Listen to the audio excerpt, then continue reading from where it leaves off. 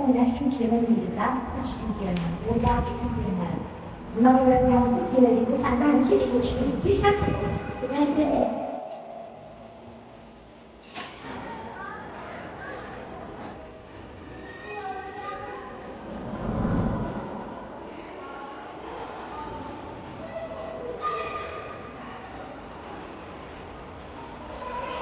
Assalomu alaykum ustoz. Sizni bergan bilimlaringiz, tanbehlaringiz orqasidan yaxshi yutuqlarga erishib, orzularim sari intilmoqdaman.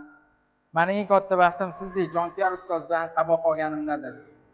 Sizni chin qalbdan ustoz va murabbiylar kuni bilan tabriklayman. Endi bizni bergan saboqlaringiz orqasidan dam olib, sayohatga yo'llanmoq keldim.